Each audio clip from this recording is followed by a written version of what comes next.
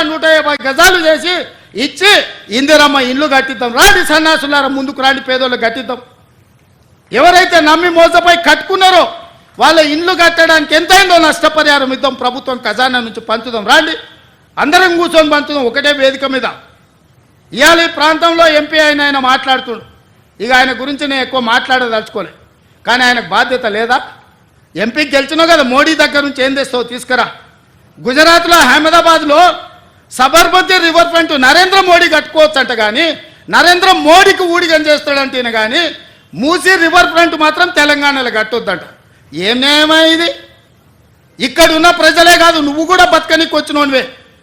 నువ్వు బతకనీకి వచ్చినావు, ఓట్లు వేయించుకున్నావు, ఎంపీ అయినావు, కానీ వాళ్ళు మాత్రం మూసీలు అదే మురికి కూపంలో ఉండాలనా? వాళ్ళందరినీ చక్కదిద్దాల్సిన బాధ్యత నీకు లేదా? రా, ఈటల రాజేందర్ ఇద్దరం కలిసి మోడీ దగ్గరికి పోదాం.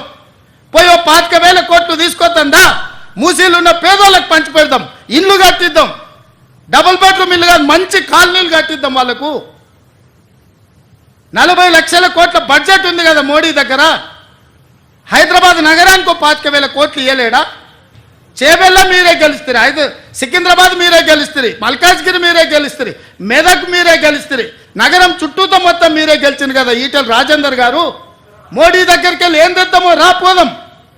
నాకేం బేసిజా లేవు రాజేందర్ గారు, రండి సచివాలయానికి, ఏ ప్రతిపాదన తెస్తారో తీసుకురండి. కేటీఆర్ హరీష్ రావు మొదటి రోజు మాట్లాడతారు, తెల్లారా జిరాక్స్ కాపీ తీసుకొని ఈటల రాజేందర్ మాట్లాడతారు. ఏందా ఈ భాగవతం, ఏమనికి అర్థమైతే లేదా? 10 ఏళ్ళు వాళ్ళతో మంత్రుండి నువ్వేం వెలుగబెట్టినో తెలంగాణ సమాజం గమనిస్తలేదా? గౌరవం పెట్టుకోండి రాజేందర్ గారు, మీరు మిమ్మల్ని గౌరవించాలనే మేము అనుకుంటున్నాం, కానీ మీరు ఆ గౌరవం నిలబెట్టుకునే పరిస్థితి లేదు.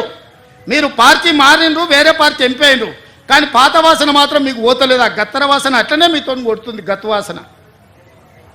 నేను ఇవాళ సూటిగా వారికి సూచన చేస్తున్న ఈటల రాజేందర్ గారికి, మూసీ పరివాహక ప్రాంతంలో ఉన్న పేదలకు ఇళ్ల పట్టాలతో పాటు ప్రధానమంత్రి ఆవాస్ యోజనలో ఇల్లు కట్టిద్దాం. మీరు రాండి, నరేంద్ర మోడీ దగ్గరికి వెళ్దాం, నేను వస్తా, నా మంత్రివర్గాన్ని మొత్తం తీసుకొని వస్తా. మాకేం బేసిజాలు లేవు నరేంద్ర మోడీ గారిని కలవడానికి. వారు ఈ దేశానికి ప్రధానమంత్రి. మనం లక్షల కోట్ల రూపాయలు కేంద్రానికి పన్నులు కట్టినాం, 25,000 కోట్లు ఆయన దగ్గర తీసుకొద్దాం, మీరు రండి. అదేవిధంగా హరీష్ కేటీఆర్ కూడా నేను చెప్తున్నా, మీరు ప్రతిపక్షం అంటున్నారు కదా, రండి సచివాలయం 4 రోజులు కానీ లేవకుండా కూర్చుందాం, చర్చ చేద్దాం. చెరువులు ఆక్రమించుకున్నోడు ఎవడు? చెరువులు ఆక్రమించుకున్నోళ్ళు ఎవరు?